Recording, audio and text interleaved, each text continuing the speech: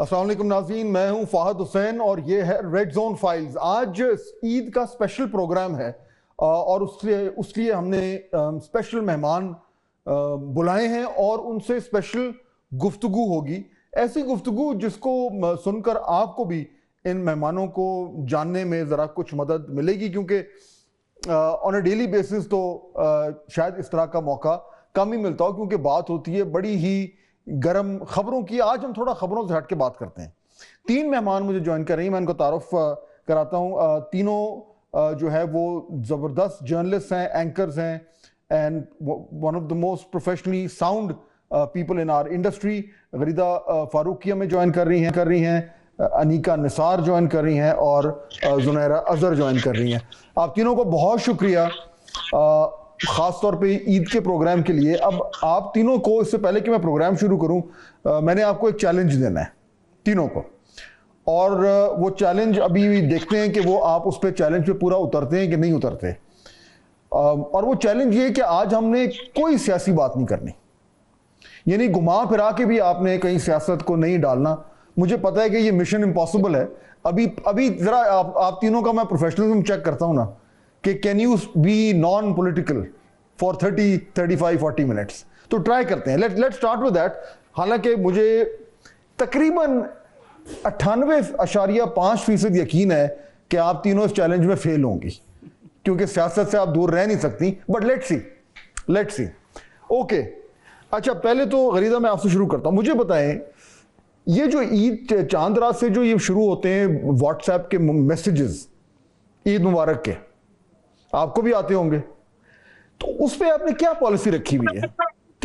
सारों को जवाब देती हैं, सारों को इग्नोर करती हैं, क्या करती हैं? क्योंकि मेरे ख्याल में को 1000-2000 मैसेजेस तो आपको सुबह तक आ जाते होंगे। अस्सलाम वालेकुम Fahadh Hussain, thank you very much for inviting in your Eid का प्रोग्राम, और बहुत बहुत ईद मुबारक आपको और जुनैरा अजहर को, अनीका निसार को, सबको बहुत बहुत ईद मुबारक। और आपके माशाल्लाह पाकिस्तान में जो लाखों करोड़ों फैंस हैं, देखने वाले हैं, चाहने वाले हैं, पाकिस्तान में नहीं, पाकिस्तान से बाहर भी, सबको ईद मुबारक। और आपने जो प्रोग्राम का आगाज करते ही एक चैलेंज दिया है, that's like taking the fish out of water. आप ये कैसे पाबंदी लगा सकते हैं? Being a journalist there should be no ban talking about. Let's try. कहां तक हो सकता है? आप सियासी बात गैर सियासी अंदाज में करके दिखाएं। ये हो ही नहीं सकता, इम्पॉसिबल। लेकिन हाँ, जो आपका सवाल है बहुत मजेदार सवाल है फ़ाहद हुसैन साहब। अच्छा, मेरी पॉलिसी ये है कि लास्ट मिनट रिस्पॉन्ड करती हूँ। कम से कम पहले दिन तो कोशिश होती है कि जितने चंद एक जो शुरू के मैसेजेस हैं उनको रिस्पॉन्ड कर सके। लेकिन पहला दिन चूंकि आपका फैमिली के साथ डेडिकेटेड होता है, उसमें टाइम नहीं मिलता, गेमी इतनी ज्यादा होती है। But I make it a point certainly and definitely कि ईद पे जितने भी मैसेजेस आए, एक्सेप्ट दोज जो कि फॉरवर्ड पोस्ट करते हैं, उन फॉरवर्ड पोस्ट वालों को जरा मैं तीसरे दिन जाके रिस्पॉन्ड करती हूँ। बट जो आपको पर्सनलाइज्ड किस्म के मैसेजेस आते हैं ना, और वो भी बेइंतहा होते हैं, तो last one we should always take time and make a point कि हम रिस्पॉन्ड करें, बिकॉज ये चंद त्यौहार होते हैं। अदरवाइज तो फ़ाहद हुसैन देखे ना, मिसाल के तौर पर हमारे कितने ही दोस्त हैं, कितने जानने वाले हैं, रिश्तेदार इवन, जो जिनसे आपकी साल भर बात नहीं होती, ईद पे, किसी त्यौहार पे, रमजान में, शब बारात पे, इस किस्म के त्योहारों पे आप उनका सलाम दुआ, हेलो हाय, जान पहचान, आप उनसे पूछ लेते हो खैर खैरियत। तो I always make a point and always take out time कि मैं लास्ट में रिस्पॉन्ड करूं। उसमें आपका सारा दिन भी लग जाता है, इतने मैसेजेस आ रहे होते हैं, और मैं वो नहीं करती कि जी एक मैसेज आपने बनाया उसे कॉपी पेस्ट करके सबको सेंड कर दिया। I make it a point again कि आप किसी का मैसेज आया है या मुझे किसी को ईद का मैसेज भेजना है, तो मैं उसका नाम लिख के, ताकि एक आपको अपनायत महसूस होती है। लेकिन वो इतना टाइम कंज्यूमिंग होता है। तो लेकिन ज़रा आपने क्या पॉलिसी रखी हुई है कि किसको जवाब देना है, किसको नहीं देना, क्या करना है? सबसे पहले तो तारिक, और आप खुद पॉलिसी क्वेश्चन कर रहे हैं मुझसे, और आपने चैलेंज दिया था कि पॉलिटिकल बात नहीं होगी। तो इस चैलेंज में अगर हम फेल होंगे तो इकट्ठे ही फेल होंगे। So it's up to you if you want to continue with that challenge. Okay, let's see पहले कौन फेल होता है। पॉलिसी कोई नहीं रखी हुई। ओके, पॉलिसी कोई नहीं रखी हुई। It's as simple as that कि जो आपको मैसेज भेजता है उसको तो जरूर जवाब देते हैं, ऑफ कोर्स। बाकी कॉन्टैक्ट्स अब इतने एक्सपैंड हो गए हैं कि लोग रह भी जाते हैं, टू बी ऑनेस्ट। बट मैं ईद के एक हफ्ते बाद भी अगर मुझे कोई याद आ जाए तो मैं बिलेटेड करके जरूर जवाब दे देती हूँ, बिकॉज वाकई हम इतने बिजी हो गए हैं कि ये एक दो ही मौके होते हैं, किसी की बर्थडे हो गई, ईद हो गई, जब हम रिकनेक्ट कर सकते हैं and we can tell the other person that you are still in our contact list if not memories. So try करते हैं कि जरूर कनेक्ट करें। सही है, आप ठीक कह रही हैं कि ये हमारा चंद ही ऐसे त्यौहार रह गए हैं जहाँ पे बिल्कुल आप मुकम्मल तौर पर फैमिली के साथ टाइम गुजारते हैं and you really have you can relax. लेकिन इस रूटीन में अनिका मुझे बताएं कि जो मैं भी सोच रहा था कि ईद में नॉर्मली अब आजकल लोग क्या क्या करते हैं, I was trying to figure out कि वो कॉमन चीज़ें कौन सी हो सकती हैं जो मैं लिस्ट बना के आपके सामने रखूं। तो उसमें जो 3 4 5 चीज़ें मेरे सामने आई मैं आपके सामने रखता हूं एंड यू टेल मी कि इनमें से कौन कौन सी चीज़ें जो है वो आप पे अप्लाई करती हैं। मसलन खाना, दबा के खाना, डाइट का सत्यानाश फेर देना, सोना, ओवर स्लीप करना, और जब घर वाले कह भी रहे हो कि उठ जाओ तो नहीं उठना, फिर नेटफ्लिक्स पे टाइम ज़ाया करना, ट्विटर और इंस्टाग्राम पे टाइम ज़ाया करना, और खामखा की सियासी बहस में टाइम ज़ाया करना। इनमें से कौन कौन सी चीज़ें जो हैं दे अप्लाई टू यू? ये लास्ट 3 चीजें तो बिल्कुल भी मेरे पे नहीं अप्लाई करती बात साहब, बिकॉज एक तो ट्विटर, इंस्टाग्राम, ये सारी सोशल मीडिया वाली साइट्स जो होती है वो ईद वाले दिनों के अंदर कंप्लीटली साइडलाइन होती है, टाइम ही नहीं मिलता ऑनेस्टली स्पीकिंग। आपने most of the time note किया होगा, मैं इवन सोशल मीडिया पर वो होता है ईद लुक 1, डे 2, डे 3, मेरी आपको ऐसी कोई चीज नजर नहीं आएगी ईद वाले दिन, until or unless मेरे हस्बैंड मुझे कुछ बना कर ना दे दे रील डालने के लिए। I have no interest in showing people what I look like on Eid myself. Husband is a little more tech savvy and social media savvy, so he is more into that. तो मुझे अगर कुछ बना के दे well and good. Oversleeping वाली situation भी नहीं है, because I'm a mother. Being a mother, my first priority is कि मैं सुबह सुबह उठूं, उठते ही अपनी बेटी को तैयार करूं, अपने हस्बैंड को तैयार करूं, खुद तैयार हूं, हम ईद की नमाज पर जाएं, और ईद की नमाज के बाद वापस आकर then the day begins. It doesn't stop then, because मेरी ईद मेरे ससुराल में होती है। और उसके साथ नेटफ्लिक्स वाली सिचुएशन भी नहीं है, क्योंकि इतना कुछ कैचअप करने वाला होता है with my in-laws, with my own family, calling the relatives, वो वाली सिचुएशन भी नहीं होती। Texting, yes, I do text people, but most of the time या तो दिन के बिल्कुल आगाज में, या फिर ये कि रात के टाइम पर, बीच वाला टाइम सारा का सारा I try to stay with my family at all.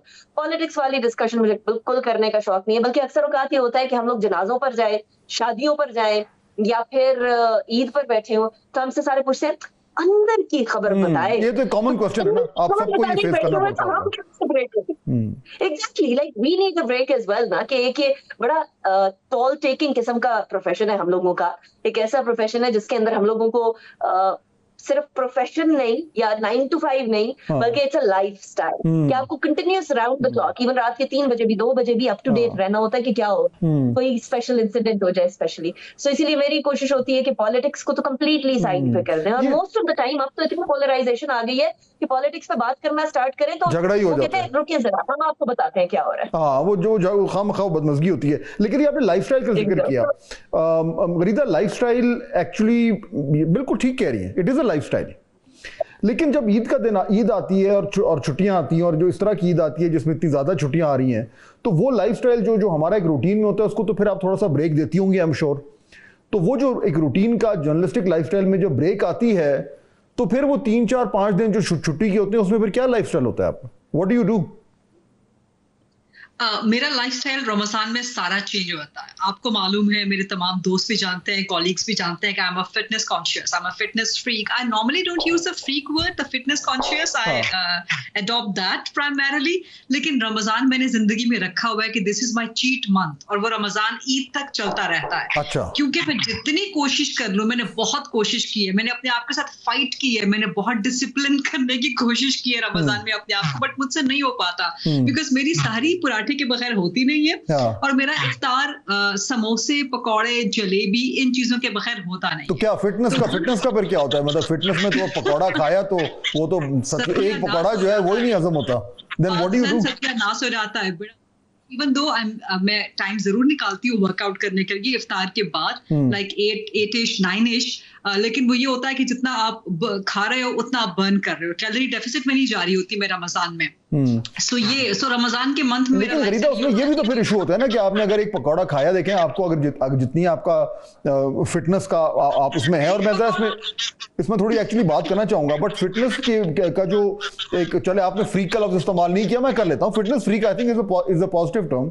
उसमें अगर आप एक दो पकौड़े खा भी लें तो वो मेरे ख्याल में हाजमे को ज्यादा तंग नहीं करता, जमीर को ज्यादा तंग करता है। कि एक पकौड़ा, एक या दो पकौड़े फादर, सीरियसली मेरा एक या दो पकौड़ा से गुजारा नहीं होता। It has to be like I mean at least good amount of pakoras. अच्छा। तो फिर जो है ना आपकी, और वैसे भी पकौड़ों के बगैर तो रोजा इफ्तार हो ही नहीं सकता। सो एनीवे, ज्यादा जो मुझे प्रॉब्लम होता है वो ये होता है कि सहरी में आपने पराठा खाया, आपने साथ में कुछ भी सालन, अंडा वगैरह, दही, ग्रीक योगर्ट जो भी ले लिया, फिर आप सो गए, नमाज पढ़ के सो गए। तो यहाँ से मुझे प्रॉब्लम होता है एक्चुअली।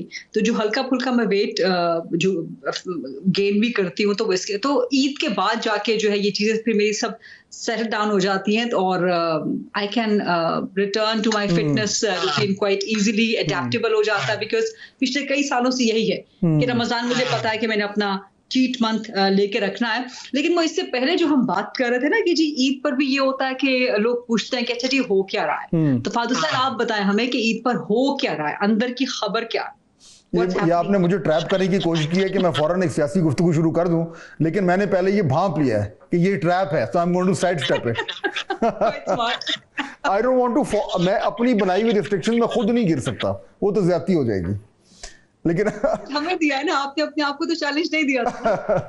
नहीं, मैं उस पे आता हूँ, लेकिन देखिए ये बड़ा इंपॉर्टेंट है एक्चुअली। अभी जो आपने बात की जुनैरा, ये जो गरीदा बात कर रही हैं, इन ऑल सीरियसनेस के फिटनेस इज क्रूशल। मतलब जिस तरह का हमारी काम है, लाइफस्टाइल है, लेट नाइट्स हैं, टेंशन है, स्ट्रेस है, और आजकल तो ज़्यादा ही स्ट्रेस है क्योंकि फ़ोन कॉल्स को ज़्यादा ही आनी शुरू हो गई हैं, तो इसलिए उस स्ट्रेस को मैनेज करने के लिए I think fitness is very crucial. लेकिन रमज़ान आता है जुनैरा, या फिर ईद आ जाती है, उसमें फिर बड़ा मुश्किल हो जाता है ना, अगर आप एक सर्टन रूटीन में चल रहे हैं और फिर वो आपके सामने वो सेवैयाँ भी आ रही हैं और आपके सामने शाही टुकड़े भी आ रहे हैं, और फिर अगर आप किसी को मिलने गए और आप उसको बोलें कि नहीं जी मैंने नहीं खाना, तो वो फिर आगे से बदतमीजी भी लगती है कि नहीं ईद के दिन भी।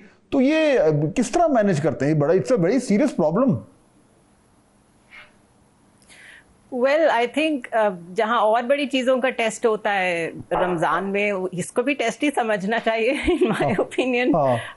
हम तो अपने घर में वी ट्राई के अफ्तार पे डायरेक्ट डिनर हो जाए, और उस तरह हम अवॉइड कर लेते हैं कि ये फ्राइड चीज़ें ना ही बने, बिकॉज हम एज अ फैमिली ही थोड़ा सा फिटनेस कॉन्शियस हैं, हेल्थ कॉन्शियस हैं, more than fitness health conscious हैं। तो वो प्रॉब्लम मुझे तो नहीं होती है। और वैसे भी ओवर द इयर्स अगर आपने बहुत ज़्यादा अपने आप को डिसिप्लिन रखा हो तो फिर आपकी एपेटाइट भी नहीं डेवलप होती ऐसी चीज़ों के लिए इतनी जल्दी, बल्कि ये थोड़ा सा तंग करती हैं चीज़ें। अगर आप थोड़ा सा चख भी लें या किसी के कहने पे ले भी लें, तो मैं तो स्ट्रेट फॉरवर्ड थोड़ा सा कह देती हूँ कि मुझे बाद में प्रॉब्लम होगी, तो अगला समझ भी जाता है। अब लोग समझ जाते हैं, लेकिन वाकई बदतमीजी लगती है, बुरा लगता है कि कोई आपको ऑफर कर रहा है, आप नहीं खा रहे।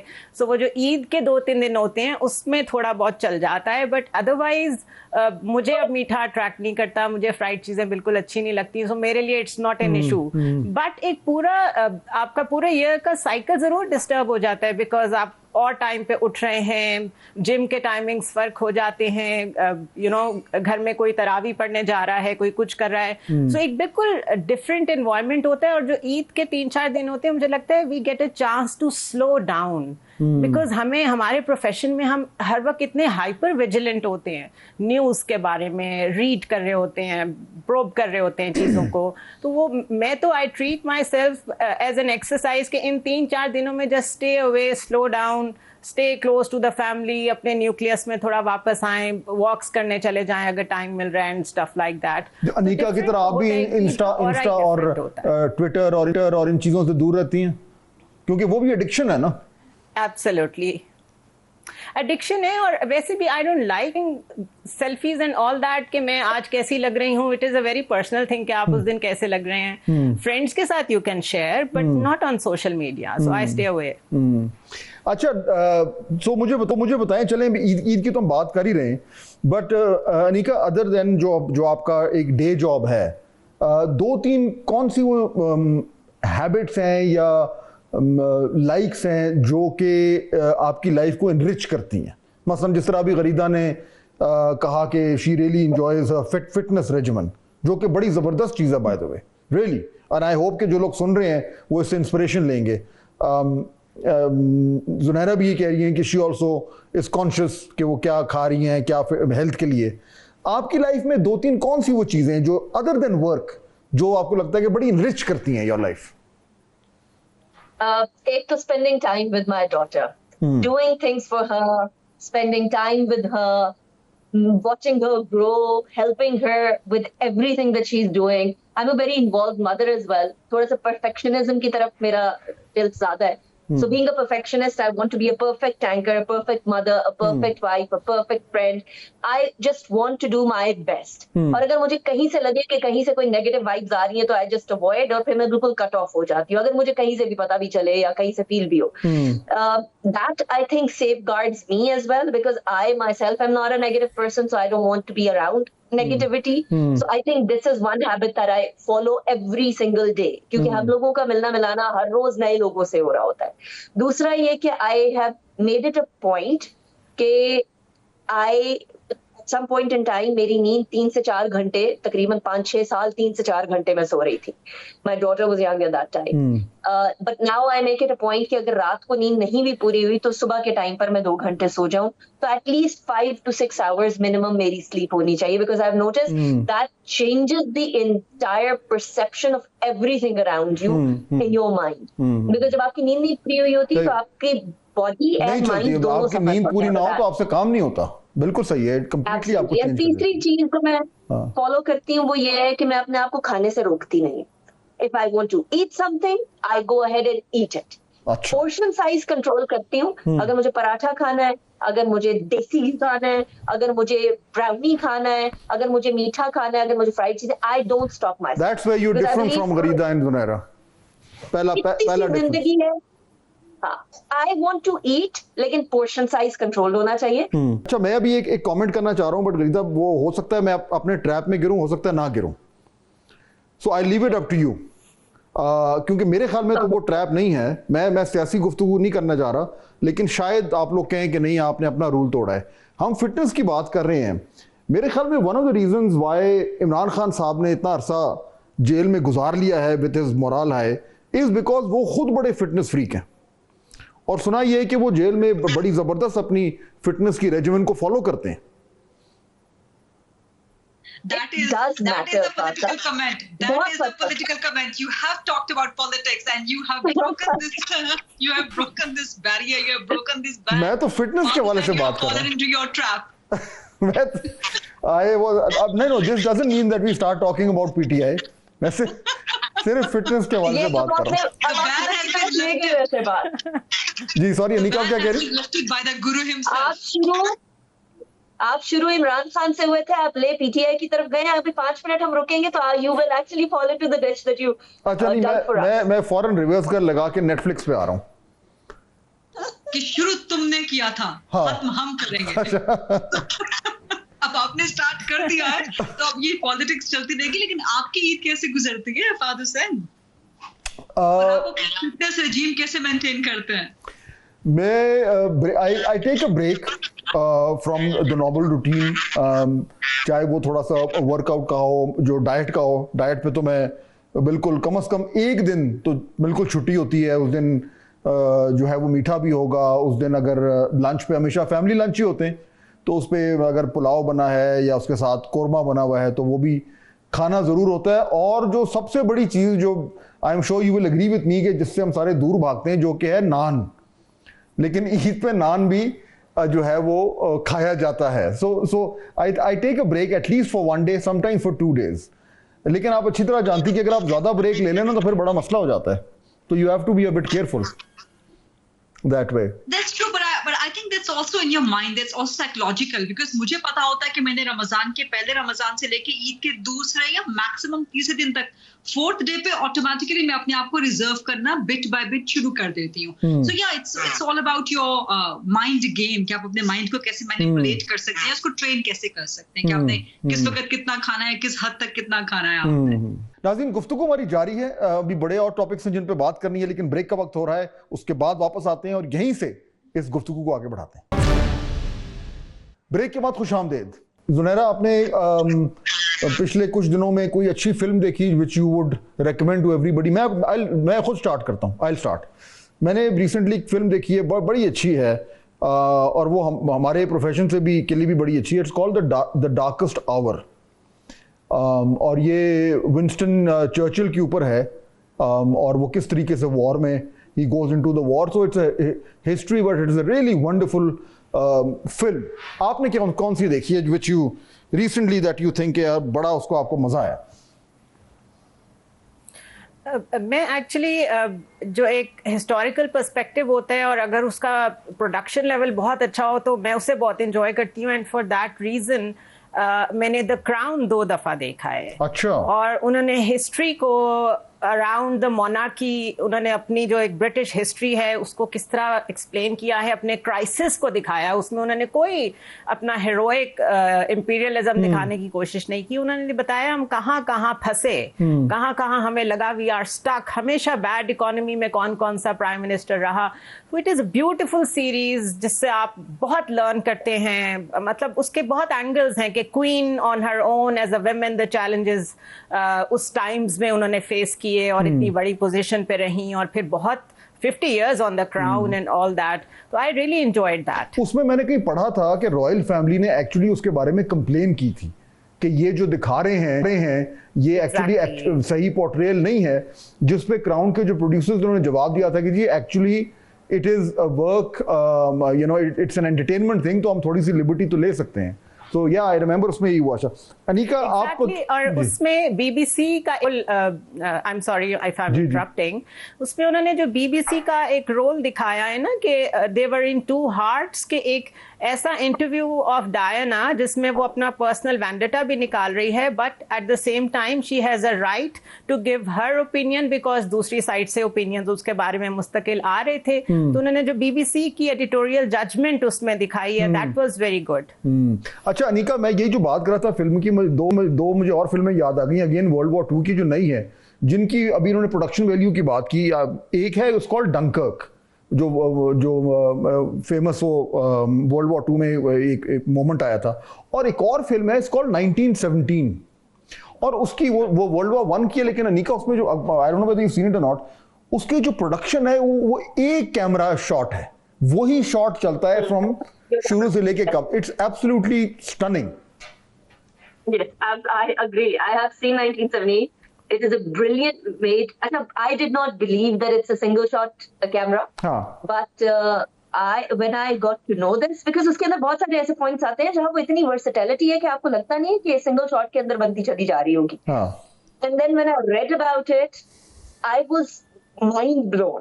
कि this sort of production level with single shot camera, it is impossible. And along with that, अब last Tsar भी देखिएगा, that is also very interesting. जिस तरीके से UK monarchy की भी बात हो रही थी, the crown की, उसी monarchy के relatives थे जो czars थे, Russian czars. और उनका डाउनफॉल कैसे आया, और उनको जो प्रोटेक्शन की जरूरत थी तो उनके जो relatives, the other monarchs around the world, उन्होंने कैसा रिएक्ट किया. That's also very interesting. So I personally believe कि अब तो especially videos, movies and docu-series के आने की वजह से having an insight into the history has become so much more easier. Very because true. हर कोई पढ़ नहीं सकता था. Not everybody could read, but everybody can watch. तो फजूलियात देखने से बेहतर है कि बंदा कोई ऐसी चीज देखे जो ultimately आपको enrich करे and gives you a little bit of knowledge as well. Quality levels जो हैं बहुत हाई हो गए. अच्छा, 2 ऐसे टॉपिक्स हैं, मैं उस पर बात करना चाह रहा हूँ कि हमारे पास अब थोड़ा सा टाइम रह गया है.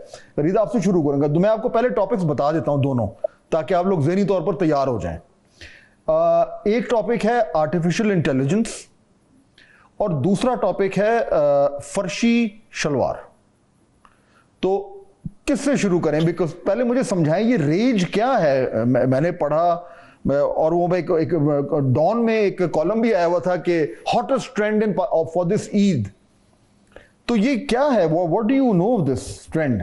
Okay, I mean, Farshi Shalwar, you must have seen those old historical, those period pictures of 50s की, 60s की, and even beyond. वो I mean short shirts and वो घेरेदार, not exactly घेरेदार पटियाला हो जाती है, but quite long in length, एक salwar which is touching the first, touching the floor. So that has made a comeback. और उसमें आपका बहुत बड़ा पांचा होता है, बहुत खुला wide length. And I think अभी तो खैर लड़कियों के लिए आया ये सिर्फ वापस फैशन में. It has made a comeback. लेकिन ये मर्द हजरात भी बहुत पहनते थे फर्शी salwar. If you look at the photos from 1930s, 40s, 50s, even up till 70s में तो जरा वो बेल बॉटम ट्राउजर्स का जरा फैशन आ गया था. But farshi shalwar, yes, and I mean it's quite rightly, quite aptly the trend कि इस ईद पर अगर आपने फर्शी शलवार लड़कियों ने नहीं पहनी, it's not an Eid at all. So yes, I mean, I hope कि यहाँ पर मेरे साथ जो बाकी colleagues मैं उनसे लड़कियाँ, if you want to comment, on the bandwagon of फर्शी salwar, बताएं जी, if you want to comment, jump in. बाकी दोनों हमारे आज के मेहमान. मैंने तो फर्शी शलवार जो है वो नहीं बनवानी, मुझे तो बहुत अनकंफर्टेबल लगती है. किसी जमाने में मैं अपनी वालिदा की इस तरह की शलवारें देखा करती थी. उस टाइम पे उसको फर्शी शलवार नहीं कहते थे, उस टाइम पे उसको कहते थे चौड़े पौंचे वाली शलवार. तो वो जो चौड़ा पौंचा होता था वो इतना पौंचा है और वो बिल्कुल फ्लोर लेंथ है एंड इट्स वेरी वाइड के वो पाँव से नीचे जा रहा है.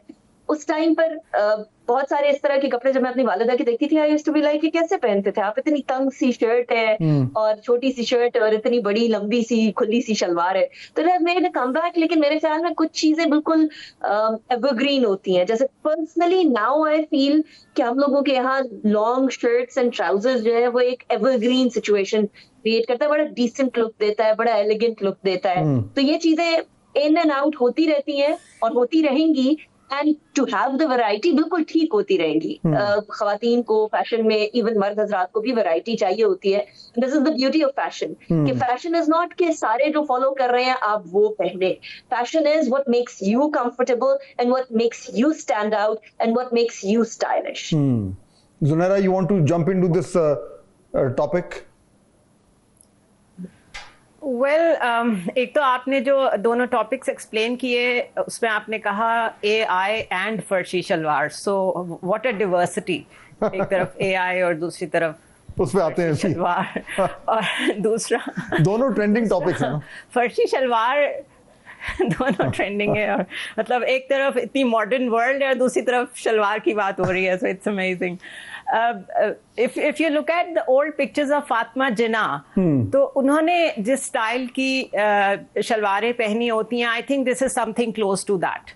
बिकॉज मैं जो उसकी पिक्चर्स देख रही हूँ, मुझे जैसे गरीदा कह रही हैं, जैसे अनीका कह रही हैं, it is not something new, it is just a come back.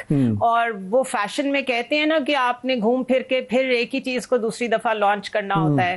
तो प्रॉबेबली वो जो वाइड लेग्ड ट्राउजर वेस्टर्न बहुत ज्यादा इन हुआ हुआ है आजकल, उसके साथ उन्होंने इसको मैच किया होगा थिंकिंग कि अब समर्स में ये ट्रेंड शायद उसको स्वैप कर ले, maybe. But I am not a shalwar person, तो इसलिए I am not gonna wear it. I am sure about that. नाज़रीन, we'll take a short break. वापस आते हैं तो कुछ और बड़े ही इंपॉर्टेंट इश्यूज पे बात करते हैं. Stay with us. Welcome back after the break. अच्छा, अब आ जाएं दूसरे टॉपिक पे, व्हिच इज AI. गरीदा, कितना यूज कर रही हैं AI को? फादर साहब, आपने मुझसे मूवीज एंड बुक्स का सवाल क्यों नहीं किया? कौन सा वाला? मूवीज एंड बुक्स का. Okay, let's come back. ठहर जाए जी, होल्ड करें. We'll hold the AI thing. Deep Sea can wait. हाँ जी गरीदा, कौन सी मूवी देखी है आपने अच्छी? Exactly, because मैंने अभी recently इतने कमाल की मूवी वॉच की है Netflix पे. It's Azad. It's a Bollywood movie. It's about a horse. It's about a stallion set in 1940s, perhaps, and even I think later than that, or perhaps beyond than that. But it's an amazing movie. मतलब उसके reviews इतने अच्छे नहीं आए. I don't know why, but it's such a great, such a heart-touching movie. It's about a stallion and then a rebel who is who is fighting against the British Raj and everything. बहुत बहुत मजे की movie है. I mean if someone is animal lover तो आपको इतना touch करती है. Number one, इससे पहले मैंने देखी again on Netflix The Guernsey Literary and Potato Peel Society. Again a historical drama, a period drama set in post Second World War, 1940s, 1946, German occupation of the Guernsey Island. लेकिन बहुत कमाल की. I mean थोड़ी सी जरा ये हो जाती है एक somber सी मूवी हो जाती है, but it's also romance, it's also about war, the after effects of war. बहुत मजे की मूवीज हैं. So yes, I mean अगर किसी को देखनी है तो do watch these movies. आज वॉर मूवीज का ज्यादा जिक्र हो गया वैसे, मैं नोट कर रहा हूँ. अच्छा ज्यादा हो गया. Second now come back to AI. लेकिन आई थिंक आप कहते हैं कि आपके पास टाइम कम है. हाँ, quickly we have just a couple of minutes. if I'm not killing time for other of the two. नहीं पहले आप जवाब दें, बाकी मैं पूछता हूँ. AI कितना यूज कर रही है, और अगर कर रही है तो क्या कर रही है, and how has it helped you a lot? I'm not that much AI savvy. नहीं मैंने यूज किया इतना ज्यादा, लेकिन DeepSeek आया था उसको मैंने ट्राई किया. Grok मतलब जो आप इनिशियल एक ट्राई लेते हो, सो वो मैंने एक ट्राई किया. So yeah, that's about it. Junaira आप कितना यूज कर रही हैं? मैं एक्सपेरिमेंटल मोड में हूँ. तीनों को यूज कर रही हूँ. ग्रॉक को तो अभी बहुत ही रिसेंटली किया है मैंने, लेकिन DeepSeek और ChatGPT. और as an academic who is like keen on references and human effort on things, I find it difficult कि मैं ओपिनियन दे सकूं कि कौन सा ज्यादा अच्छा है. ओके, अनिका आप कर रही हैं यूज? सर्च के लिए तो मैं यूज कर ही रही होती हूँ, but at the same time मेरी बेटी का जो स्कूल के बहुत सारी चीजें होती हैं उसमें भी बहुत हेल्प करता है. मुझे पर्सनली लगता है कि ChatGPT थोड़ा सा हैम्पर कर देती है सर्च को, और DeepSeek बहुत ओवर एक्सप्लेन कर देता है. तो आई थिंक इनका कुछ मिडिल ग्राउंड आए तो that would be the best way to go about it. Plus कुछ हर्डल्स हैं अभी. पहले तो ChatGPT आया तो कंप्लीटली फ्री था और उसके ऊपर बहुत सारी एक्टिविटीज कर सकते थे. अब उन्होंने उसको कुछ थोड़ा सा premium version and all that उसकी तरफ लेकर गए हैं. So you can only generate 2 images. जिस तरह फॉर एग्जांपल अगर मेरी बेटी का कोई आर्ट्स कंपटीशन है, so I would see कि अच्छा इंस्पिरेशन अगर उन्होंने पिकासो रखा है तो पिकासो की इंस्पिरेशन की किस टाइप की पेंटिंग्स हो सकती हैं, वहां पे हेल्प हो जाती है. बिल्कुल ठीक है. अच्छा मेरे पास टाइम बिल्कुल खत्म हो रहा है, लेकिन अपना दिमाग इस्तेमाल करना ना भूलिएगा, इसलिए क्योंकि ये आर्टिफिशियल इंटेलिजेंस से ज्यादा हम लोगों को नेचुरल डमनेस को फिक्स करने की जरूरत. ठीक है, वेल सेड. अच्छा मेरे पास टाइम खत्म हो रहा है, लेकिन एक्चुअली जनरली मेरे से नहीं रहा जा रहा, बिल्कुल भी नहीं रहा जा रहा. तो I am going to just now fall into my own trap. गरीजा, क्या होगा ईद के बाद PTI के साथ, क्या होने जा रहा है? I was trying to save you. फादू साहब, मैं आपसे पूछ रही थी कि आप बताएं आपका AI का कितना यूज है. नहीं, मेरे से नहीं रहा जा रहा, मैंने पूछ रहे हैं. एहतजाज हो रहा है, नहीं हो रहा, क्या PTI क्या कर रही है? नहीं, मेरा नहीं ख्याल फादू हुसैन, ये मेरा पर्सनल ओपिनियन है. जहां तक मुझे नजर आ रहा है कि कोई कामयाब तहरीक लॉन्च नहीं हो सकेगी हुकूमत के खिलाफ, और अपोजिशन मेरा ख्याल है कि सारी ऑन बोर्ड नहीं आ सकेगी. कोई हमें इत्तेहाद बनता हुआ कोई ऐसे हमें खासतौर पर मौलाना फजलुर रहमान जब तक ज्वाइन नहीं करेंगे PTI को, सो इस इत्तेहाद की कोई सियासी वक़्त नहीं रहेगी. तो कम से कम मुझे कोई बहुत बड़ा इत्तेहाद या कोई बहुत बड़ी तहरीक हुकूमत के खिलाफ बनती भी नजर नहीं आ रही. तो जुनैरा, दैट मींस कि जो PTI के अंदर जो अभी बहुत सारे जो इंटरनल कॉन्ट्रडिक्शंस चल रहे हैं और ये समझ नहीं आ रही कि उन्होंने करना क्या है, उसी तरह जारी रहेगा? तो मैंने आपको कहा था कि हम इकट्ठे ही फेल होंगे. सो या दैट हैज हैपेंड. तो जहां तक PTI का ताल्लुक है, तो PTI को सिर्फ रीलुक करना पड़ेगा, क्योंकि इस तरह तो नहीं चल सकता जिस तरह अभी चीजें चल रही हैं, स्पेशली आफ्टर द JIT, जिसमें पता चल गया है कि वो ऑफिशियल हैंडल्स कौन यूज कर रहा था. सो बहुत सीरियस अपनी इंट्रोस्पेक्शन पे ये टाइम लगाएंगे. अंदर बड़ी क्लियर डिवीजन है कि कौन से लोग हैं जो कहते हैं कि अपना स्टांस सोशल मीडिया पे कंट्रोल करें, और दूसरी तरफ जो बानी PTI हैं वो उस पे मानते हैं या नहीं मानते. ये टग ऑफ वॉर चलेगी. बाकी एहतजाज मुझे कोई नजर नहीं आता. तो अनिका, आप मौलाना फजलुर रहमान को जो है वो एक इत्तेहादी बनता देख रही हैं इमरान खान साहब का? मैं बिल्कुल नहीं देख रही. मैं बिल्कुल इत्तेहादी बनता हुआ नहीं देख रही हूँ, इसलिए क्योंकि अंदर की टिप्स जितनी अभी सामने आई हैं उससे कहीं ज्यादा डीप सीटेड टिप्स हो चुकी हैं JUI में और PTI में. बिकॉज PTI जब नहीं JUI उनकी तरफ आती तो ऑल ऑफ अ सडन जो है वो हॉस्टाइल बयानात आना स्टार्ट हो जाते हैं, जिसको JUI में बड़ा सीरियसली देखा जा रहा है कि अगर हम लोग इत्तेहादी बन भी गए और बनने के बाद भी अगर इस तरह के कोई चीज जिसके अंदर हमने डिफरेंस ऑफ ओपिनियन शो किया, तो क्या इसी तरीके से हमें भी ट्रोल किया जाएगा या इसी तरीके से हम लोगों के खिलाफ भी बयानात आना शुरू हो जाएंगे? तो there actually seriously looking into that as well. So मुझे अभी तक इत्तेहाद एज ऑफ नाउ दिल्ली दूर। ठीक, चले मुझे प्रोग्राम क्लोज करना है, लेकिन आई एम रियली ग्रेटफुल आपने हमें ज्वाइन किया और गैर सियासी गुफ्तगू में बढ़ चढ़ कर हिस्सा लिया, और मेरे ख्याल में लोगों ने भी इंजॉय किया होगा। आखिर में थोड़ी सी वो हम सारे कमज़ोर हो गए थे, वरना अदरवाइज बिल्कुल एंड तक तो हम पहुंच गए थे, बस आखिरी 1.5-2 मिनट में जो है वो प्रॉब्लम हुआ है। Otherwise it has been a very wonderful discussion, so I am very grateful आप तीनों का कि आपने हमें ज्वाइन किया। नाज़रीन, इंशाल्लाह आपसे जल्द मुलाकात होगी। अल्लाह हाफ़िज़।